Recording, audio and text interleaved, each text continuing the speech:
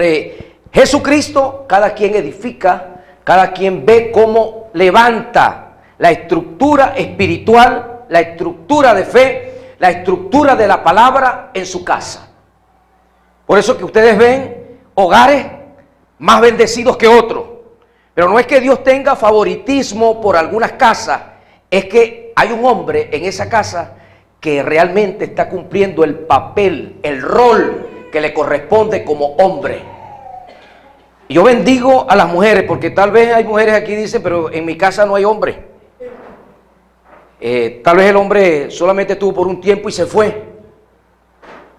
Pero quedaron hijos, en los que quedó hijos. Y ha tenido que hacer el rol de padre y madre. Y yo bendigo a esas mujeres también. Bendigo a esas mujeres valientes. Una mujer que siempre me dio ejemplo de una mujer echada para adelante fue mi suegra.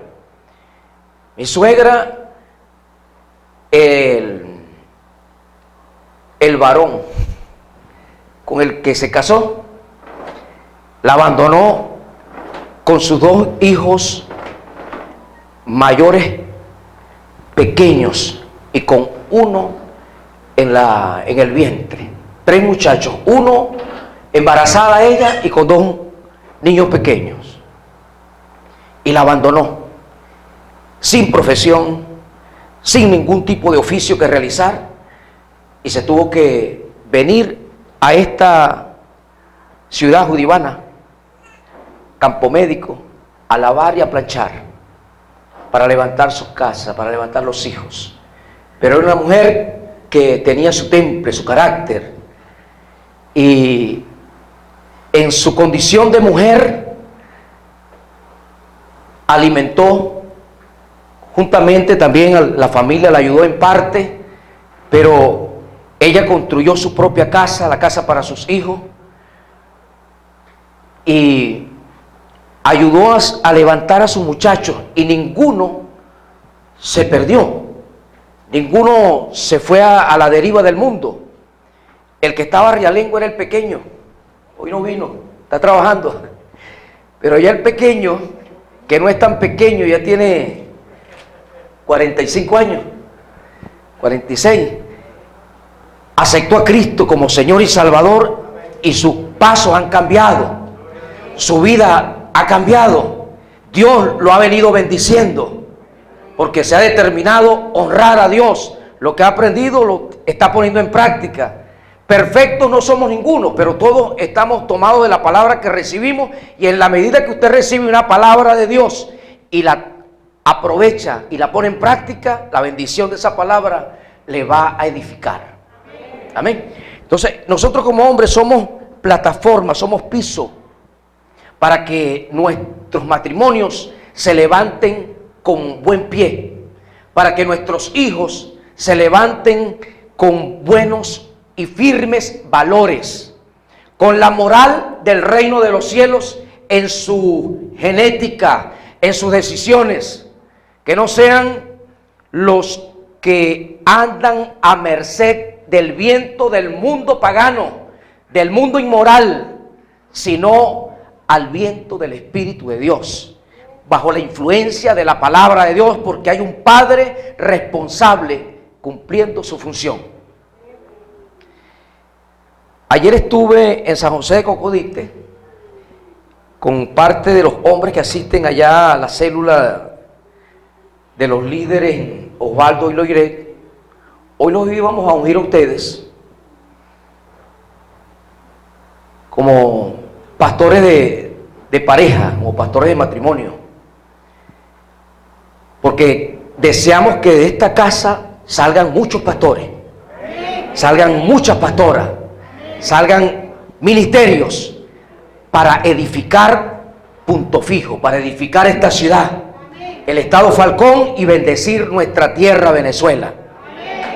Amén. Pero el liderazgo requiere valentía. ¿Qué requiere un liderazgo de un hombre en casa? Valentía. Y valentía se necesita para arrebatar las bendiciones del cielo. La principal bendición, la salvación. Dice que los valientes son los que arrebatan el reino de los cielos. Los valientes son los que dicen: yo me rindo a los pies de Jesucristo. Los valientes son los que rompen el qué dirá de la gente. Y dice: a mí no me interesa lo que diga la gente, a mí me importa lo que dice Dios. Y como le importa lo que dice Dios, se rinde a los pies del Señor.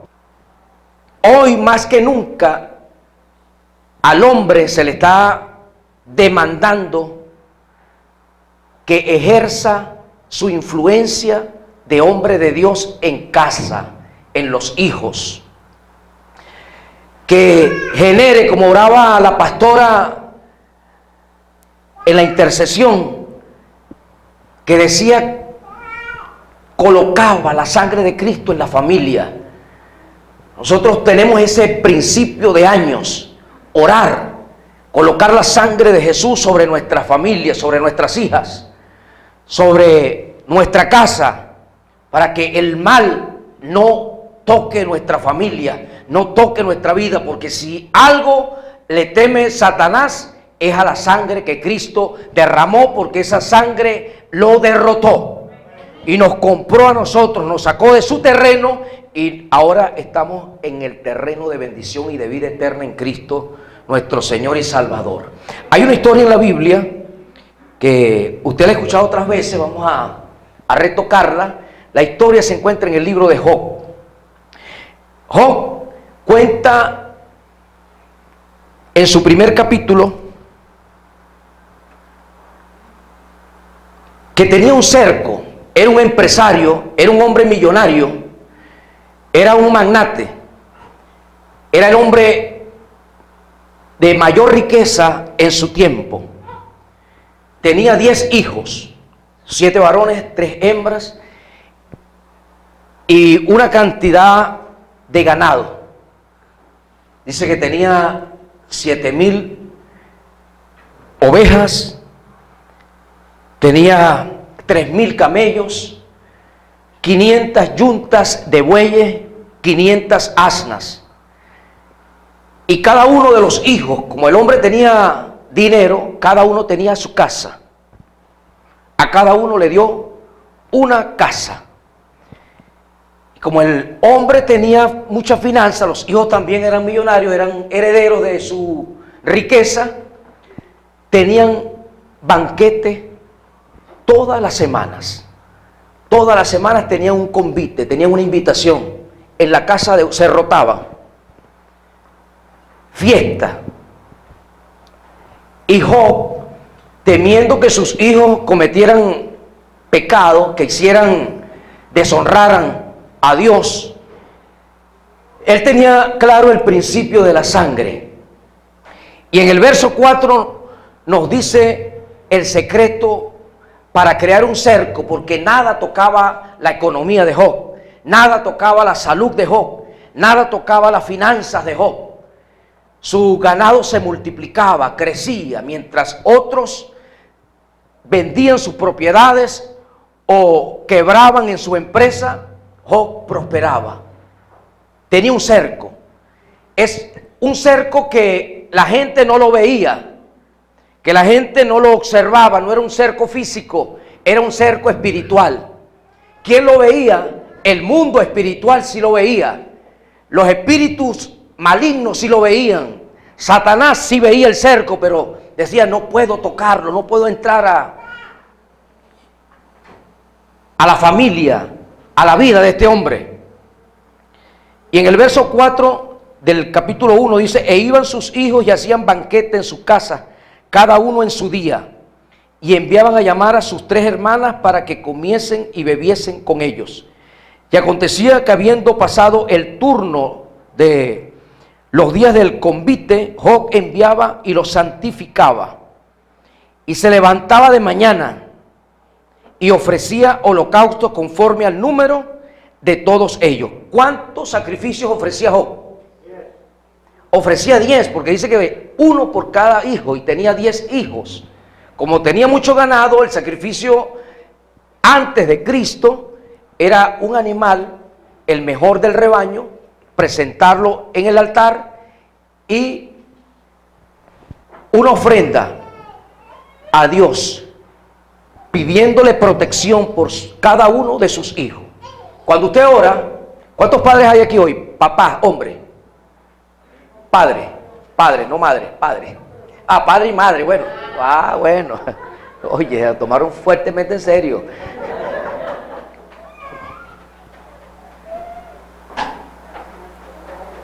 Tienen varios hijos, no uno, varios. ¿Quién tiene uno solo?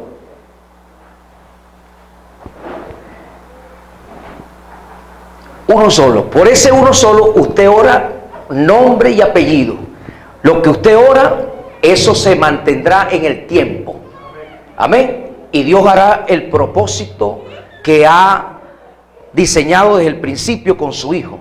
Si hay alguien, un papá o una mamá que ejerce el rol doble por ese hijo.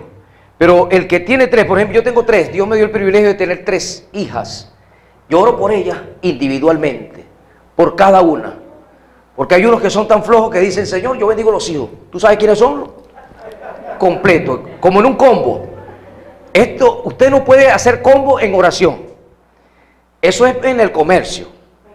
Pero en oración usted tiene que ser valiente y orar eficazmente, porque Dios, en oración individual, Dios te revela cosas acerca de ese hijo por el cual oras individualmente.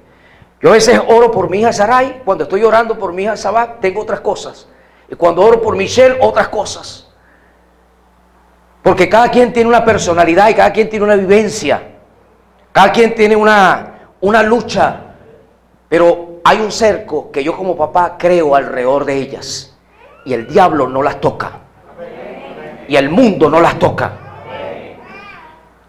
Job tenía un cerco porque sacrificaba por cada uno de sus hijos delante de Dios todos los días. Dice, porque decía, quizás habrán pecado mis hijos y habrán blasfemado contra Dios en sus corazones. De esta manera hacía todos los días hacía así.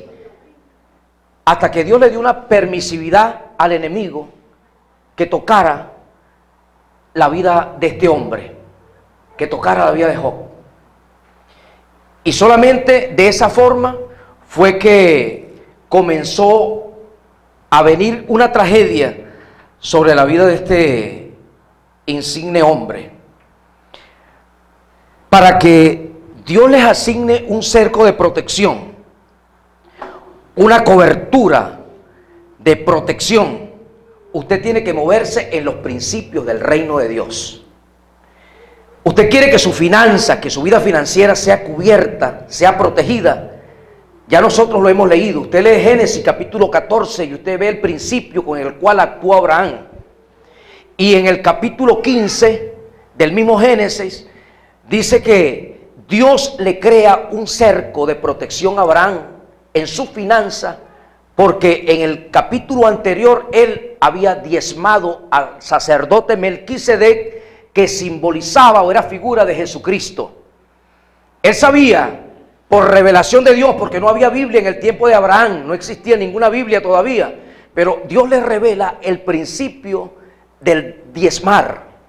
Y este principio lo tienen los musulmanes, lo tienen gente de negocio, pero mucha gente cristiana que se llama cristiano no lo tiene.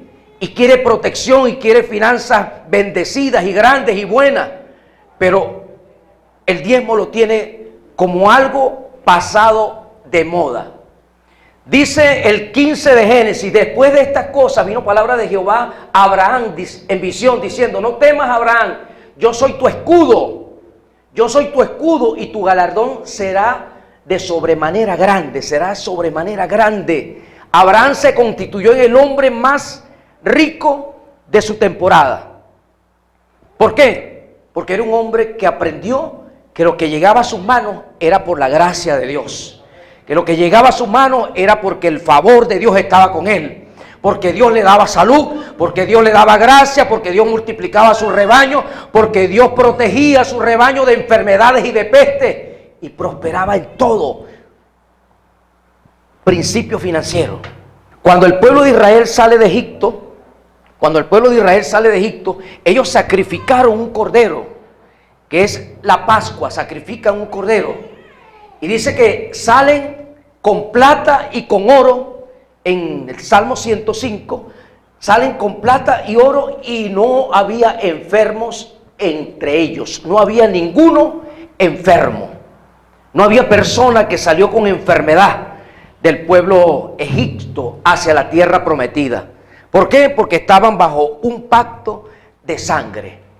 Y si el pacto de sangre de animales causaba tal protección, ¿cuánto más la fe en la sangre de Jesucristo, que vive y reina para siempre? Amén.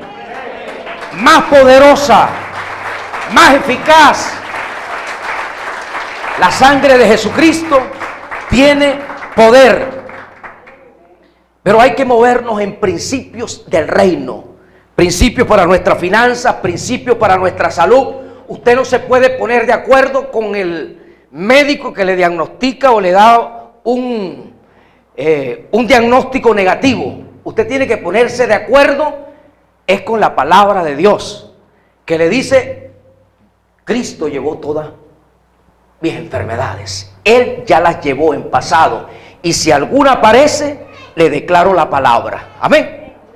Le declaro la palabra y sigo caminando en victoria y sano, en el nombre de Jesucristo. Dios crea un cerco en nuestra familia para que no se desintegre, para que no entre divorcios, disensiones, desacuerdos y sea un ring de boxeo nuestra casa. No, que exista paz, cordialidad, armonía, paz en nuestra familia. Un cerco espiritual en el ministerio, un cerco espiritual en el trabajo que hacemos en la obra de Dios. Lo hacemos a través de principios del reino. El poder que hay en la sangre de Cristo lo declaramos sobre nuestro ministerio pastoral, sobre nuestro liderazgo. Uno por uno oramos por cada uno de ustedes para que la bendición de Dios les acompañe y el mal nunca toque sus vidas.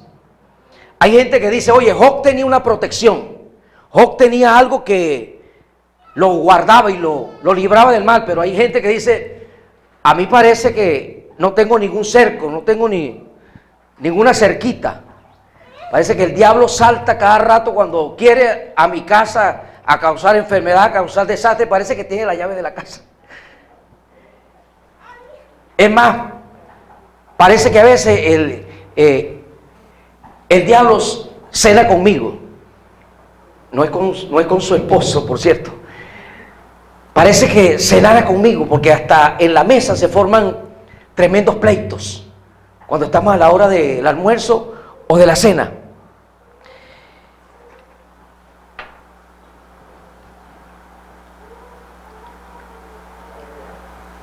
El enemigo sabe que si toca la familia de alguien que está emprendiendo un negocio, de un empresario, de un ministerio, de un líder que lleva la palabra, que se mueve en el servicio de la obra, si toca a la familia, le quita más del 50% de su energía, le quita más de la mitad de su fuerza para hacer con ímpetu y pasión la asignación que tiene como responsabilidad. Job tenía un cerco mientras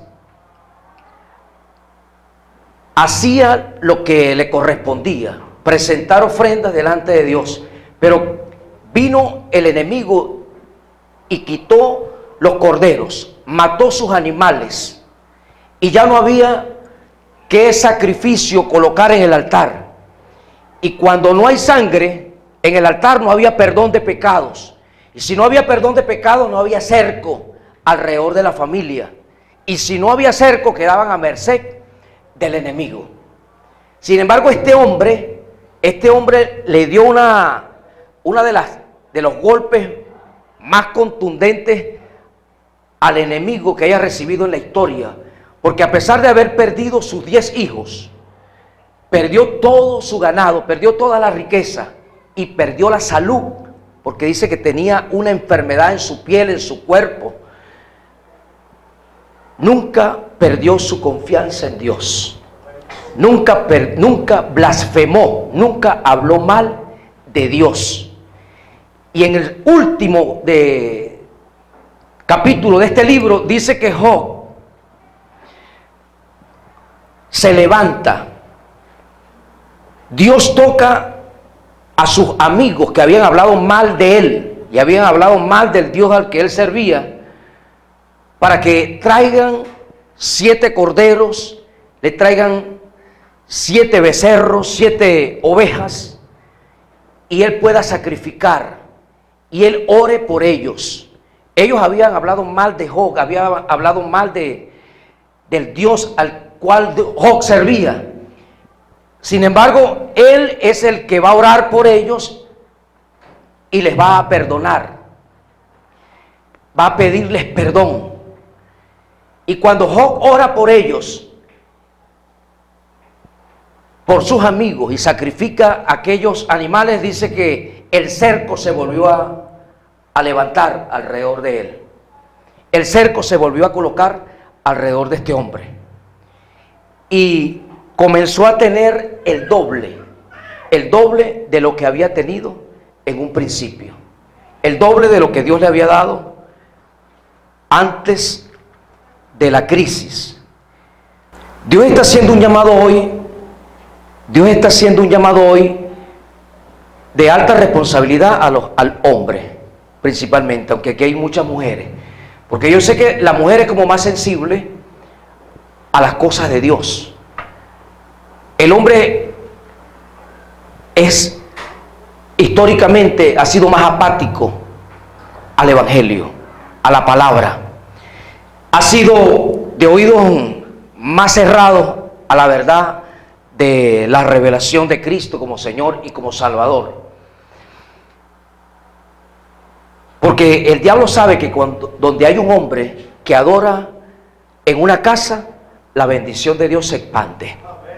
La bendición de Dios corre con mayor proporción, porque le dio un legado de autoridad al hombre, cabeza de la casa, aunque usted sabe que es la plataforma allí el fundamento sobre el cual él tiene que levantar la estructura que Dios le demanda en su hogar, que Dios le demanda en su familia. Dios está buscando hombres que se levanten a favor de sus hijos. Dios está buscando hombres que se levanten a favor de sus matrimonios. Hombres que se pongan en la brecha a favor de sus descendientes. En los hogares donde hay hombres comprometidos con Dios, donde hay hombres comprometidos con Dios en una casa, se dice estadísticamente comprobado que el 75% de los hijos se va a comprometer también con Dios. Pero cuando es solamente la mujer y el hombre no, un 20 o 25% se compromete con Dios.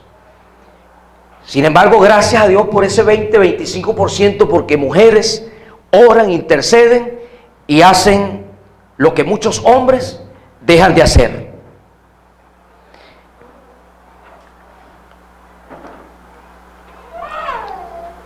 La orden que Dios le da a Josué, otro de los hombres de la Biblia, es que santifique al pueblo. Moisés muere y Josué tiene que llevar al pueblo de Israel a la conquista del pueblo de la tierra que ya les había entregado por palabra profética. Y antes de tomar la tierra, Dios le dice a Josué: santifícalos, santifícalos. Y una de las formas de santificarlo era que circuncidara a los hombres, porque ellos tenían ya 40 años dando vueltas en el desierto. Y los que salieron de Egipto venían ya circuncidados, los hombres. Ese era un pacto que se hacía cuando cortaban parte del interior del hombre. Era un pacto de consagración, era un pacto de santidad, de compromiso, los que entraban en la circuncisión. Pero en el desierto se formó una generación joven que nunca había sido circuncidada. Y Dios les revela a Josué que tienen que comprometerlos, que tienen que santificarlos antes de ir a la conquista, antes de ir por los territorios, por las tierras. Tenían que santificar al pueblo, tenían que circuncidar a aquellos jóvenes, y así lo hizo. Y una vez que los hizo y los santificó, fueron y conquistaron una ciudad grande, fortificada, llamada Jericó. Y Josué con su ejército se constituyó en un tremendo conquistador, en un hombre que se paró en la brecha por su familia. Y a pesar de que otras familias que estaban bajo su liderazgo tal vez no deseaban seguir sus instrucciones, las instrucciones de Dios, él se para firme ante su generación o ante su casa y dice: mi casa y yo serviremos a Jehová. Lo que ustedes hagan, el resto hagan como quieran, pero mi casa y yo comprometidos estamos en servirle a Dios. Le voy a servir a Dios mientras viva y mi generación también. Aleluya.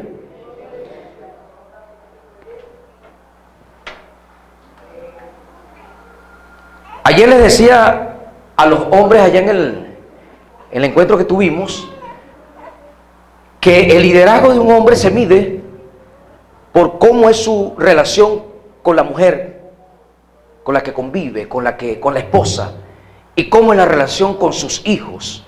Sus hijos tienen que dar fe de quién es ese hombre. Lo que diga la esposa, lo que digan los hijos, eso marcará el éxito de ese hombre o el fracaso como tal.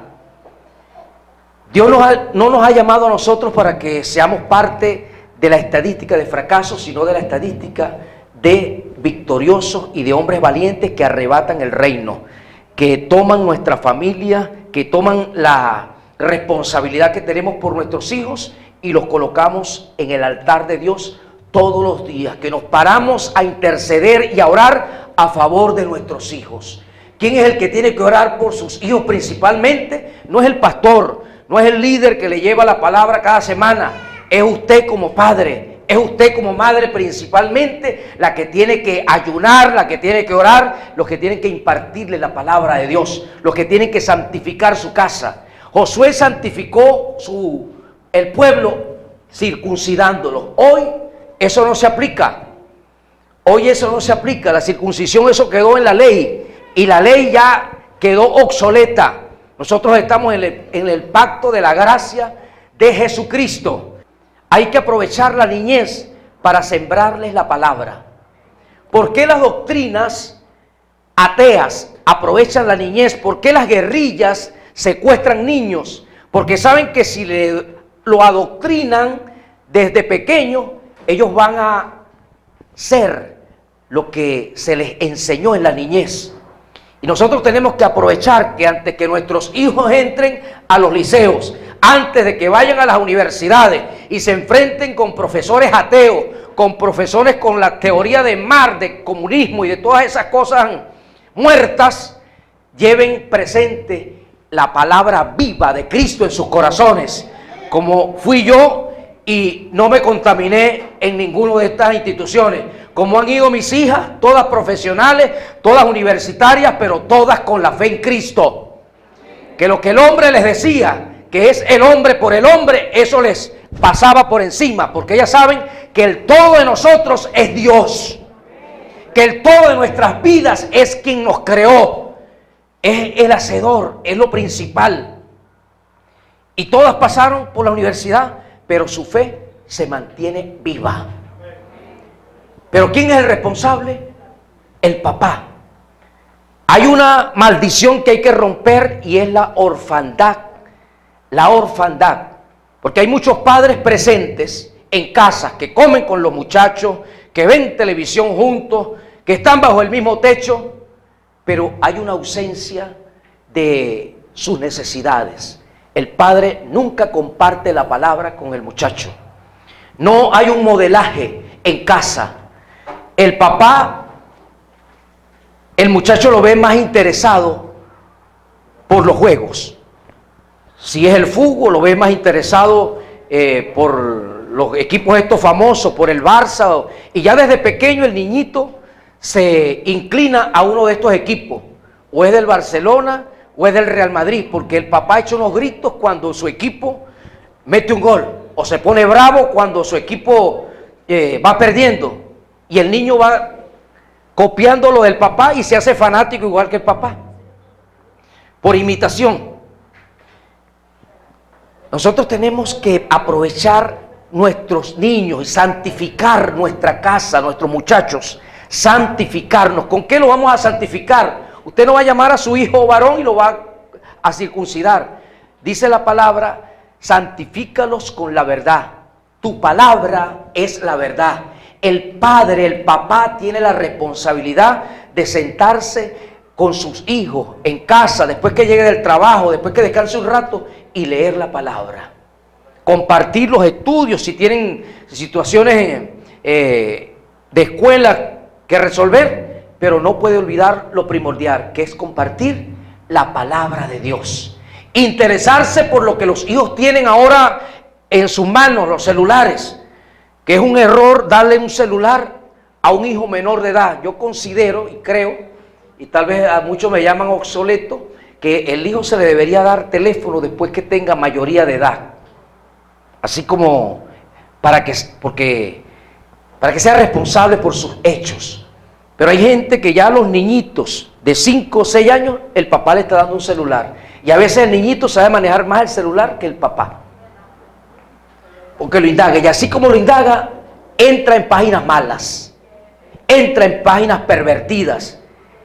Y usted tiene un niño con una mente adulta, con una mente pervertida, que todavía no tiene una genética para reproducirse, pero ya en su mente tiene la contaminación, porque usted le dio un arma de guerra a su hijo sin darle la instrucción diaria de la palabra de Dios y sembrarle el temor de Dios. Es por eso que hay muchachos o hay gente que me viene y me dice, pastor, ore por mi hija, porque yo no lo aguanto. ¿Y qué edad tiene su hija? Tiene 12. Ore por mi hijo. ¿Y qué edad tiene el hijo? Tiene 13, 14. Si usted no tiene la autoridad para gobernar un muchacho de 12, 14 años, usted no tiene autoridad para nada. Usted ha dejado que esa autoridad se la robe el diablo, que se la robe el mundo, que se la roben las circunstancias. Usted tiene que marcar su autoridad como papá en casa, porque usted es responsable de la bendición o de la maldición de sus hijos. Después que sus hijos salgan de casa y ellos hagan su propio hogar, ellos responderán por su casa y por su hogar. Pero mientras ellos estén bajo su techo, usted es responsable de ellos. Y ellos tienen que obedecer sus órdenes y usted tiene que valerse de la autoridad. La autoridad tampoco es y no se impone, se gana. La autoridad se gana. Cuando un hijo ve que su papá respeta a su mamá, ve que no le falta el respeto, ve que la ama, que la quiere, que la ayuda, ese hijo va a respetar a ese papá. Pero si ve que el papá es un falta de respeto, que por cualquier cosa le levanta la voz o le empuja o le pega a la mamá, tampoco va a respetar a ese papá. Y se rompen valores. Usted como papá tiene que interesarse en cuáles son las amistades de sus hijos. Eso es santificar. Agárrele el celular, quítele. Eso no es robar espacio. Quítele las claves que tiene. Usted puede meterse en el historial del celular. Usted puede pedirle información a alguien que sepa más de tecnología, que lo ayude a buscar archivos que tal vez ha borrado y se encuentran. Porque hoy hay embarazos precoces en abundancia también. Otros por tecnología que se cuidan, que saben que tienen que protegerse, pero adolescentes teniendo relaciones irresponsablemente. Y los papás muchas veces ausentes o si saben no hayan cómo entrarle. Porque han descuidado la palabra de Dios. En estos días me conmovió porque las adolescentes, como no tienen un papá responsable, se venden. Las mujeres se venden desde temprano y comienzan a colocar fotos en el Instagram o en el Facebook desnudas. Un cristiano, una mujer cristiana, ¿por qué vas a estar mostrando tus pechos? ¿Por qué vas a estar mostrando tus pompis en el Instagram? Si los tienes bonitos, guárdalos para tu esposo, el que va a ser tu esposo. Pero ¿qué le interesa al mundo? La moral. Les decía también a la gente ayer, la moral del país no es como lo dijo el presidente aquí, que la moral del país son las Fuerzas Armadas. Por favor, la moral de nuestro país es la iglesia que teme a Cristo, que teme a Dios. Esa es la moral.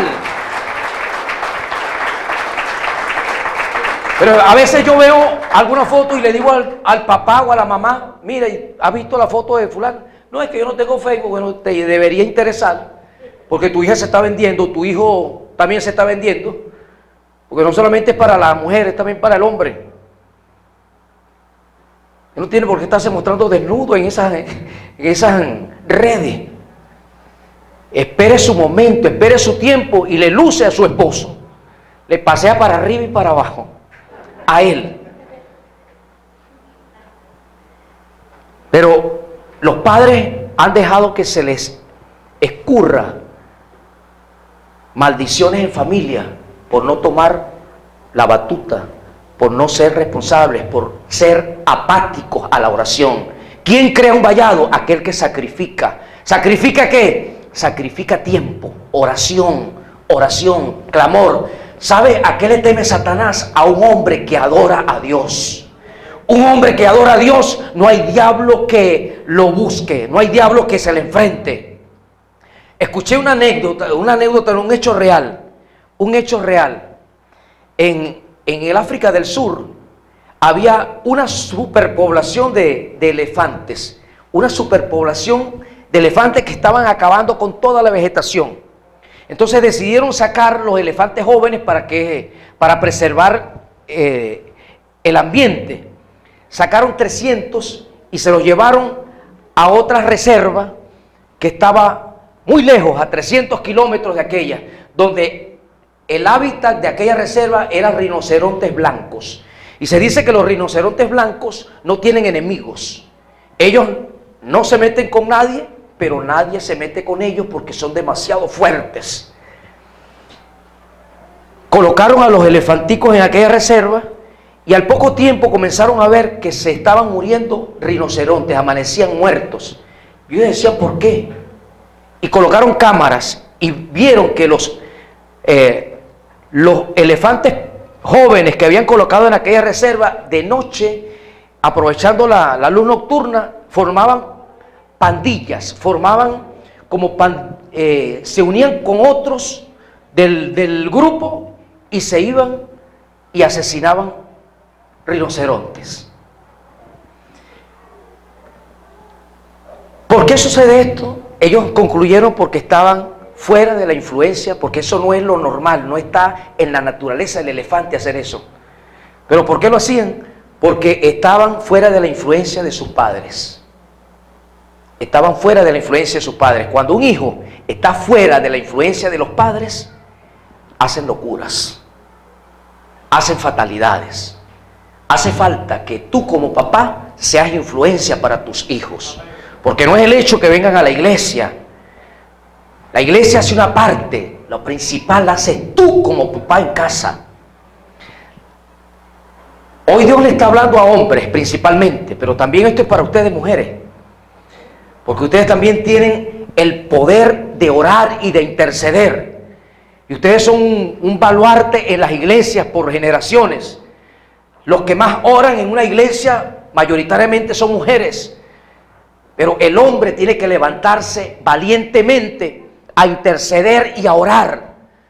Que no tengo ganas, que no me sale. Esto no es porque le salga ni porque tenga ganas. Esto es una responsabilidad que tenemos ante la familia que hemos asumido. Amén. La familia que usted ha asumido hoy determine que de ahora en adelante el orden de Dios va a entrar en su casa. Que ya no va a reinar ningún desorden en su familia ni en sus hijos. Porque usted va a compartir palabra, usted va a orar, usted va a sacrificar adoración delante de Dios y el diablo no te va a tocar. Vendrá por la izquierda, vendrá por la derecha, pero no te va a tocar. Porque hay un cerco de protección que tú has levantado a favor de tu familia. Hay un cerco que tú has puesto a través de la intercesión, de la oración diaria, y el diablo no la toca. Usted clama. ¿Cómo colocamos la sangre de Cristo sobre alguien? Con la confesión de su boca. El pueblo de Israel fue protegido de la muerte cuando en obediencia sacrificaron el cordero y colocaron sangre en la puerta principal de la casa. La muerte pasó y donde veía sangre pasaba por alto. Sangre del cordero pasaba por alto. Y ninguna casa donde había sangre fue tocada por la muerte. Tu familia no será tocada por la muerte prematura. Tus hijos vivirán a plenitud de vida. Tus hijos llegarán a ver la plenitud de vida y caminarán en el propósito de Dios. Porque tú te levantas con valentía. Tú te levantas con valentía a interceder, a clamar por ellos continuamente. Y tus hijos hoy pequeños llegarán virgen al matrimonio. Amén. Llegarán puros al matrimonio. Llegarán glorificando y exaltando a Dios, porque la reserva moral de la tierra es la iglesia de Cristo. La iglesia comprometida, no la iglesia de palabra, no la iglesia solamente de ir un día a la iglesia y listo. Es la iglesia que se compromete con Dios todos los días. Todos los días necesitamos de Él. Todos los días debemos llegarnos a su presencia en agradecimiento por la vida, por la salud, por todo el bien que Dios nos hace, y mantener un cerco a nuestro alrededor. Zacarías capítulo 9, verso 12, dice: volveos a la fortaleza, oh prisioneros de esperanza. Hoy también os anuncio que os restauraré el doble. Amén. Lo que el mundo, lo que el diablo, lo que las circunstancias te quitaron, ahora en Cristo, como valiente adorador, como valiente guerrero en el reino, Dios te va a dar multiplicado. Dios va a restaurar. El 2022 se ha declarado un año de doble herencia. Estamos a mitad de año. Vamos a entrar dentro de poco en el mes 8.